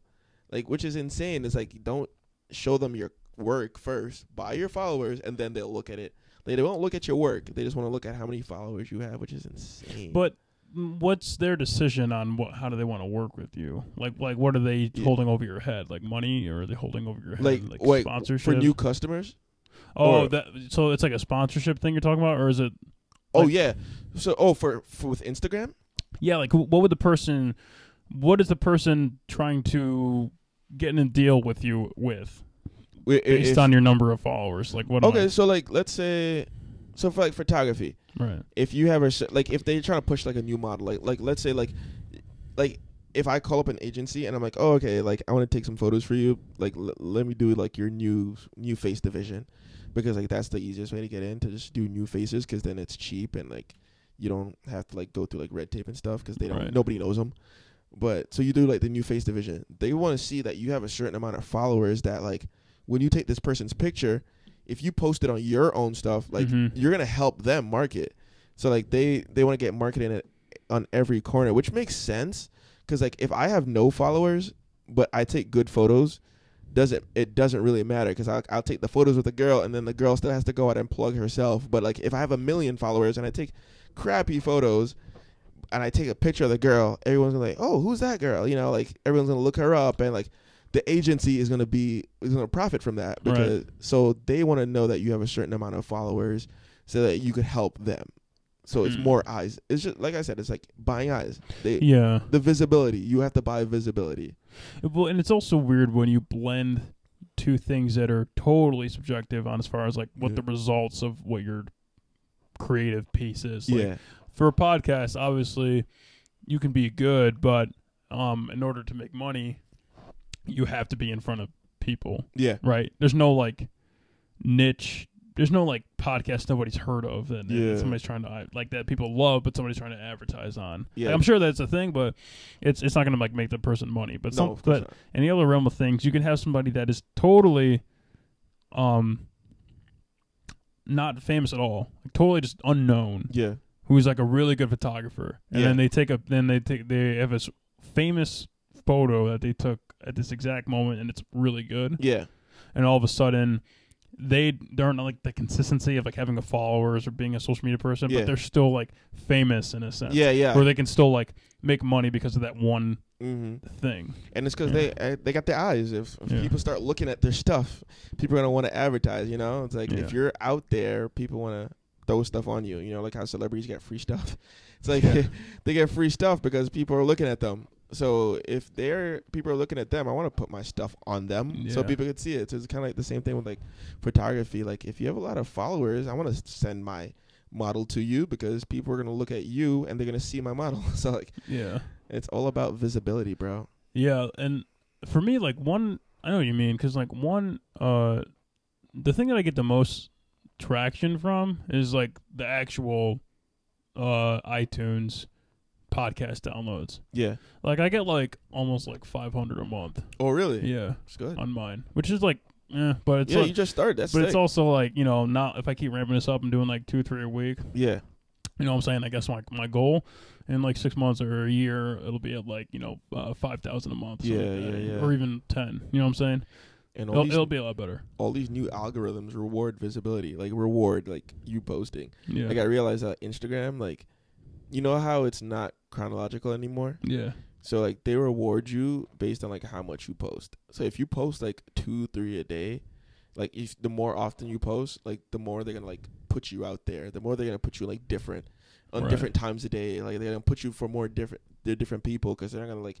So like if I post in the morning, they're gonna show it to one crowd. If I post in the evening, they're gonna show it to a different crowd. It's not like they don't just show it to like one person, like in like my friends, you know. Right, they mix it up and stuff like that. So it like benefits you to post as much as possible. Yeah. Which then diminishes the quality again. Like, there goes the quality. Yeah, and think about that. Like would you and that's where it's tough because in some forms of creative stuff that you can't just put out all the time. Like if they made a new Disney movie every week. Yeah. It would suck after a while. You know what I'm saying? Yeah. But it has to be like that 6-year release of Toy Story 3. And then people are waiting for it. Exactly. Yeah. And that's where it's like, what is that line? Yeah. Like, what is that line between like, and where do you as a person like to be? Yeah. I prefer to be someone that puts out something really good. Yeah. You know, less, but it depends on like what it is. Like, I'm not the type of person to post on Instagram all the time, but I would do a podcast like every day. Yeah. Right. Yeah. Because I could see that. I could see that, and I guess like you said, it is the balance. But then Disney could do that because Disney has the money to do that. In those 6 years, Disney could not make any money off a Toy Story, and that'd be completely fine. Yeah. Like, but like, I guess we have to like really plug. Like, we have to do it. We have to just keep doing it, because there's no. I feel like there's at this point, especially like in my like photography like career, like I can't not, just be like, oh, I'm all about the art, which I love the art side of photography. Like, I love the art of it, but like I can't just be about the art, which is sad. I gotta actually be about like the business side of it. I gotta just post for posting's sake. Right. Like, even stuff I don't like, I gotta post it. Here's another thing. Don't you think that gets in and of itself gets overwhelming and detracts from your love for the work? It does. It becomes work. Exactly. Because okay, so and the reason why I can do this every day, is because it's so simple to produce. Yeah. You know what I'm saying? Like, this would take me like 30 minutes a day. Yeah. Outside of me doing the live stream. Yeah. Like post and just editing it and whatever. Yeah. But for someone that like edits video, to put out a video every day takes hours. Yeah. It takes hours of your chunk. And if you had a job, you'd be coming home and editing your vlog. Like, it would take you 3 hours to just edit your vlog. Which is why I'm getting 3 hours of sleep every night, bro. Yeah, and like editing video, like editing photos, same thing. But like, this is just like the production's so easy. Yeah. For a podcast, especially if you just live stream the video. Yeah. So it's like, what is that in the realm of photos that makes it so simple to just keep going, but it's still... There's a question to ask yourself, man. Yeah, to get to that point where it's just like simple. It's so simple to just put stuff out there. Just simplify it. Yeah. Well, what they do now is like they have apps for like there's timed releases for your photos. So like you line it up with like what Instagram says your optimal time to post is. Right. So like you could set a timer to like post at a certain time, based on what Instagram says your stats are, so you're always getting like the optimal amount of views and stuff like that. But so like I guess that would be an easier way, like a Saturday, just bang out a bunch of photos before the week starts and put them all in the app and then have it post throughout the week for me. I guess that would be like an easier formula. But then like I'm not like, I like editing and I like doing that stuff, So like I feel like if I just like do that, I feel like it cheapens it, But then that's what you have to do, I guess. So you have to find a balance, I guess. Yeah, it's definitely weird. It's challenging. Yeah, it's challenging to do that. There's no way you could do that with video, because you're already seeing kids get burnt out from vlogging. Yeah, you know what I'm saying. The only reason Gary Vee's able to vlog every day is because he can afford people. Yeah, he doesn't edit. He doesn't do shit. Gary Vee talks and leaves. He's just him and leaves. Like, you know how like many people. Probably he has a team of like 9 people. Probably even more, bro. Right. That just work on his stuff too, like. Yeah, like if you were to do that yourself, that would be your full-time job. Yeah. Like, look at Casey Neistat. Like, that was him. Like, yeah. And the one thing that bothers me is planning your day around a vlog to try to get interesting shit to show to people on YouTube. That's got to be a nightmare. Just living in a fucking nightmare world. Just trying to like figure out. It's too much for me. I want to have like. I don't value just putting shit on the internet. Yeah. Like, I mean, I can do it if it's easy to do and it's good quality, which is, I think that's what I found with this podcast thing. But it's like, other than that, I mean, it's just, it's a grind. It's a grind. Yeah, you know what I'm saying? Which is why, like, sometimes I feel like photography is becoming work, which is why I don't like it to be. Like, I don't want it to become work, because when it becomes work, then I feel like I already have a job. Like, I have a 9 to 5. I don't want photography to become work. I want to somehow make a profit off of my hobby, which is photography. Right. Yeah. I don't want it to be, I have multiple jobs and photography is one of them. I think the game is trying to just like I said, just trying to convert whatever you're doing into something that you can is high quality for people, but it's really easy for you to do. Yeah. So you don't get burned out. And doing multiple things. Simplicity is a key. Yeah. Which is like, I don't know how you do that for photography. Maybe you do like, you can approach it with a more business side of things. Like you like to do. Yeah, I do like the business side. And then make that easier to just give out to people as far as like on a daily basis. Yeah. Which is why I'm also starting another site, like different from my regular photography page. Yeah. Where it's like more of the idea what I was talking about, like the collective. Yeah. Where it's multiple photographers, where it's like not me alone creating content and not me alone editing, so I could kind of do it, which would allow me to post every day because it wouldn't be my own content. It would be like my content mixed in with other people's content too, so I wouldn't have to worry about like, oh, I gotta edit today because I gotta post today. I could just upload somebody else's stuff, you know, and give them the credit for it, but then still kind of get myself visibility, you know. Yeah, that's probably the way to do it. I would say just keep doing that because you're gonna get burned out, bro. Especially someone I'm that's already like feeling it, dude. And plus, that's the worst thing you can do when you're actually like a person who's like of the arts or like a creative person.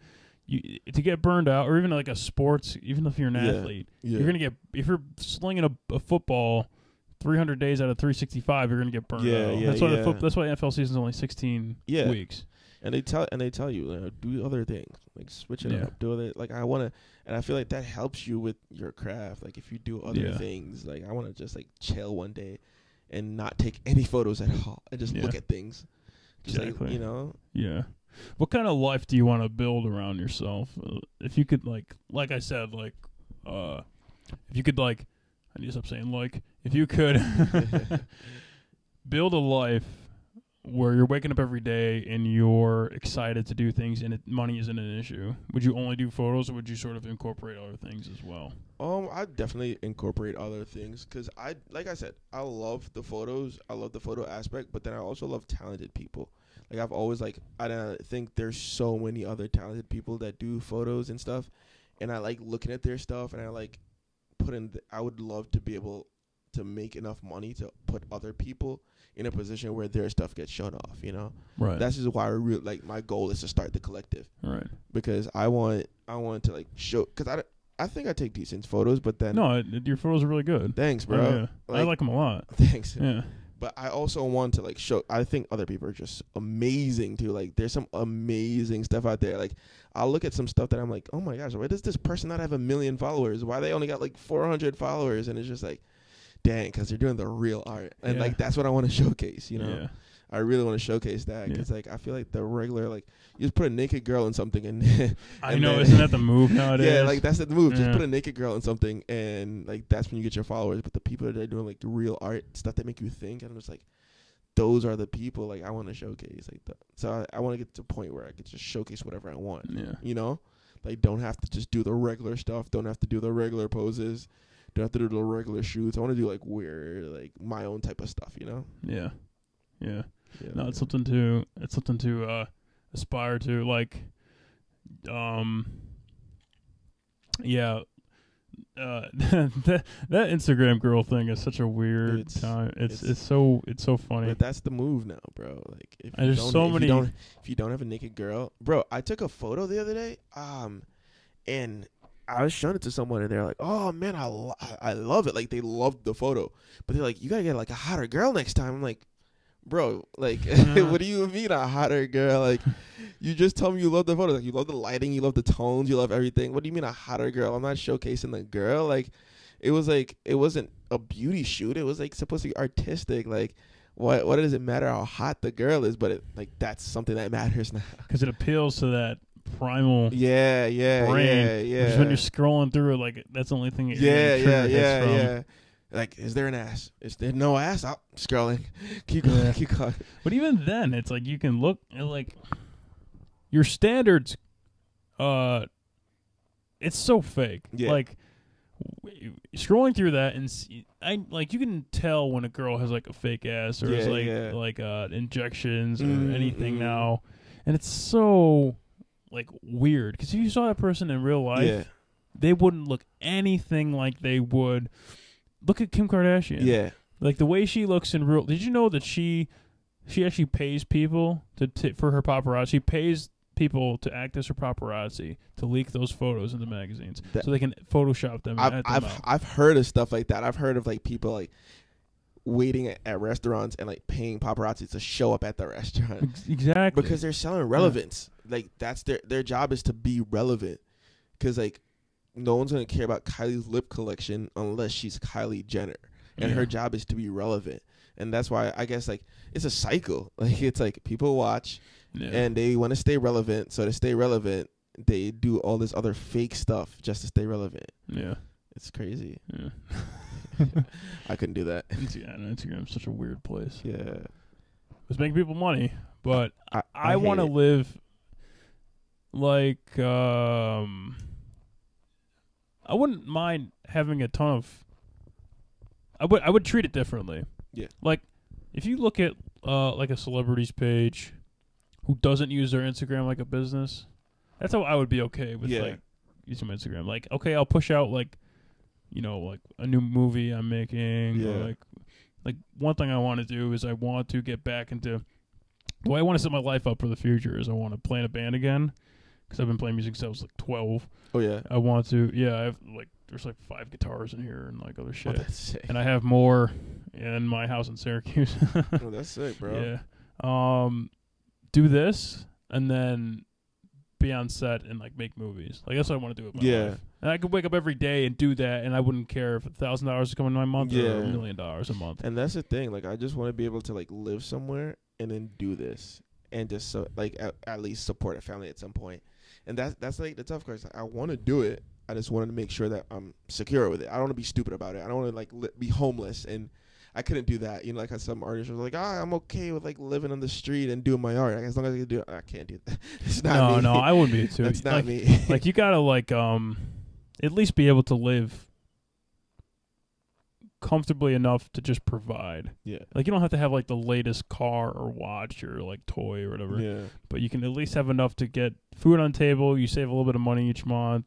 You can go on vacation a couple times. That's fine with me. But then being able to just do the things that I want to do instead of being held to a ball and chain by corporation. I definitely that sort of feel thing. That stuff, bro. That makes sense. That makes sense. But people don't see it like that. Yeah. People just want more and more and more money. And it's like. I really don't think any of that stuff would make you happy. It doesn't. But like the people, but we just don't believe that. Yeah. We don't believe because like the people who are actually there are telling you like, the money doesn't make you happy. Don't do it for the money. But we don't believe them. We was like, let me see for myself. Let me make the money. Like we just don't believe. It's weird. If you think about it, think about you sitting here right now. Yeah. Right. And you're already making like $100,000 a year. Yeah. Just think about it. Like, what would you go out and get? Photography stuff. Okay. After that. Yeah. What else would you get? I don't know. Stuff to support. Like if I have a family, stuff to support my family. Like, I don't know. I'm not a very extravagant person. Yeah. Like I'm super simple. Like I like sports and I like photography and I want to support my family. That's it. So after a certain limit, could you say that obviously like you wouldn't feel anything different? And yeah, you wouldn't feel anything. Yeah. And I feel like a lot of them are at that point like you're so rich they don't know when the money's coming in or going out. Yeah. And I was listening to who was it? It was Mike Epps. You know Mike Epps. Yeah. He was talking about like at some point like it's gotta be you gotta love the art, like love the craft and stuff because like you made so much money, you're not when you die you're not gonna take it with you. Like it's not like you're saving it up for something. It's like you just make money. And he's like, what is he gonna do? Buy another house? Buy another car? Like like he already has enough houses and cars, so at some point it's gotta be like you actually love what you do. You know, like you actually worked at it and you want to just keep doing what you're doing. Exactly. You know? You can't just do it for the money because then when you have enough money, it's just like, what do I do now? Yeah. It's like you have nothing to do with your life. You had no purpose. And you're always chasing that next thing that's gonna make you happy. Yeah. I would assume. Yeah. The next material thing. Yeah. Yeah. Mm-hmm. Like I think about it as I could go to the store and get one banana every single day. Yeah. But then if I'm making enough money where I could go out and get lobster tail for 3 times a week, 3 days, like 3 meals out of the day. Yeah. I did that for 2 years straight. I get pretty sick of it. Yeah. And you want something better. Exactly. So you constantly keep having to level up. There's never enough money. And then after a while, you realize that, oh, wait, this really didn't make me that happy because you realize that the thing that you paid $500 for didn't taste as good as the thing that you paid $15 for at the deli or some shit like that. Bro, and like I could see it already with like the little amount of money I've made. It's like when I was like working like a job where I wasn't working full time. I was working like part time, and so I'd like have to save up every week, and there's a certain amount of money on food and a certain amount of money and stuff. And I realized like, no, the more money I make is like, so okay, I made more money, so like, oh, let me not eat at this restaurant now. Let me eat at this restaurant, and it's just like, I'm still spending more. Like I'm making more, but spending more. So I'm like, now I want even more money, but like, past me when I was working part time and working at a crappy job would have been like, oh, this is amazing. Like, look how much money I'm making now. But now it's like, now I'm making more money. I'm not satisfied. It's like, I got to get more money because like now my taste has risen. For some reason, like the more money I make, the more money I want. You know what I mean? Like, which is really bad, which is why I feel like I love photography because it grounds me. It's like, I'm not making any money from it, but I love doing it. Yeah, it never ends. It's so weird. It's weird. Like, and I've actually like sat and like, you know, done exercises in my head where I'm like, okay, now I'm making like this much money.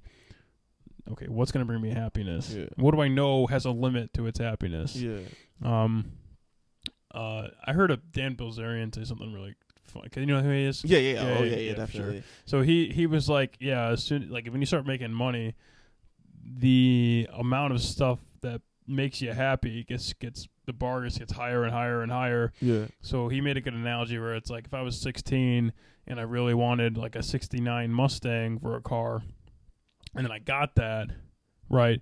And then all of a sudden that'd probably bring me to like a 5 or a 7. And then if I got a BMW M5, like a brand new one, I'd probably bring me to like an 8. Yeah. And then like a Ferrari bring me to like a 10. Yeah. But if I started with a Ferrari at 16 and I downgraded to an M5, I'd be below a 5 because I've already experienced something better. So then you start to get a little greedy. Yeah. But like if you're staying in like another place that's like a regular hotel where normal people would be happy to go on vacation to, you're not happy because you're staying at the freaking Holiday Inn instead of staying at like the Palazzo. And staying at like the top suite in Vegas. You know what I'm saying?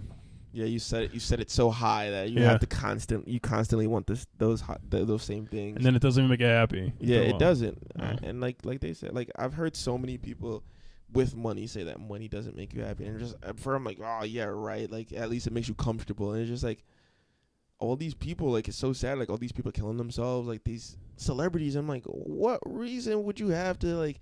It's just like no, like they still go through the same problems. Like, there's so many problems that money does not solve. Yeah. Like there's so much problems, like regular people stuff. Like I would love to have money. Like don't get me wrong. Like I'm in business. Like I like to have money. Yeah. It's just like I feel like that's not the end goal. The end goal is happiness. I feel like. Yeah. I think you should have a limit and figure out how much you would want to make per year in order to be like, okay, I'm like all set. Like for me, like in my head, that's like my peak. It'd be like, say like $250,000 a year, right? Yeah, definitely 6 figures. Yeah, something like that. Like at least enough where, like, even if I'm not even living in New York, like I'm saying I'm living at like Connecticut. Yeah. And I'm making $250,000 a year doing stuff like this or whatever, and I have enough money to like, we're at the point where I'm working whenever I want because it's my stuff I've built. Yeah. I'm able to go on vacation and have a nice vacation, not gamble 20 grand. Yeah, but still like nice. Still really, really nice. Yeah. And still eat at a really, really nice place. Yeah, you know. Like for like, and then like, how much happier would that make you to just go a little bit above that and just go a little bit above this with a little bit more service, a little bit of that, you know? Yeah, I just don't see it. It's like picking hairs. It's not worth it. Yeah, it's not worth it. So much. Plus, it's so much work. Yeah. To make a ton of money, like millions and millions of dollars a year. Yeah. Like I'd rather have more freedom and less money. Yeah. Yeah. True. Than making like millions and millions. And not being able to enjoy it. Yeah. Which is what I don't get. Like you look at those. Well, they said they're happy doing what they're doing, but like you look at the finance guys, like Greenspan and all those guys, like I doubt it. Billionaires. What are you still doing working? Like retire. Like their money makes them money. Like they don't have to do anything. They have a system in place where they're making money. Like why go to the office? Why do all that other stuff? Why micromanage? Like because I love the game. Yeah, I love the game. Well, maybe they do. Yeah, maybe I'm just talking on my ass, but maybe they do. But like if you know yourself to the point where well enough where you know that you don't love that game, and you'd rather be, you know, making music, or making a movie, or just taking photos. Mm-hmm. And don't try to do that because then you're just gonna like whatever. You know, you're just gonna depressed in the end. Yeah. You'll be like, I should have done this. You know, I should have done that. Like, you want to. I feel like you shouldn't have like shouldas. Like, just do them. You know. Yeah. Like I saw this guy at the train station, and this like woke me up. Like, the biggest life lesson I think. Like this year, like this is my life lesson for this year. It's like I was at the train station. I was going to do a shoot in Soho, and this guy like is walking by me. I'm in Mount Vernon because I was like running late. So I was like, all right, let me go to Mount Vernon and take the train from down there. And this guy, I don't know if he's homeless or what, but like he's walking by at the train station and he sees my camera and he goes, you know, I always wanted to do that when I was younger. Like that's all I wanted to do. Like I wanted to do that. He's like, make sure, you know, stick with it, do your thing, you know, put yourself on the internet, get out there. And I'm like, looking at this guy, I'm like, shoot, like, I don't want to be that guy to say, I always wanted to do that. Like, I want to be that guy like, oh, I did it, you know, because he was an older guy and he was homeless. Like, he looked like he was homeless. And it's like, dang, his life is almost done. And like, he's like, dang, I should have did this. I don't want it to be my life, you know? Yeah. And that's like that was like my whole mentality because my dad wanted to be he wanted to be a script writer. Yeah.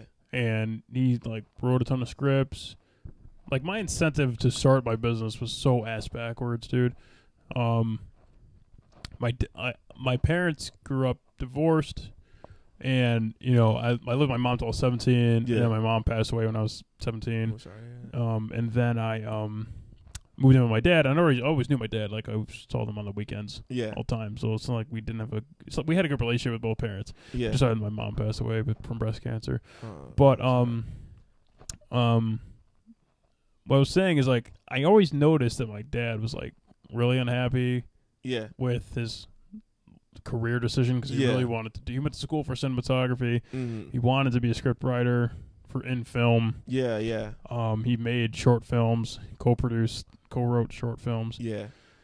And then I saw how unhappy he is over the years, you know, sporadically just because of his job. Yeah. You know, it's not what he really wanted to do. Mm-hmm. And I was like, fuck that. I'm not ending up like that because I just don't want to live with that like regret of what could happen. Yeah. That's why I wanted to move to New York.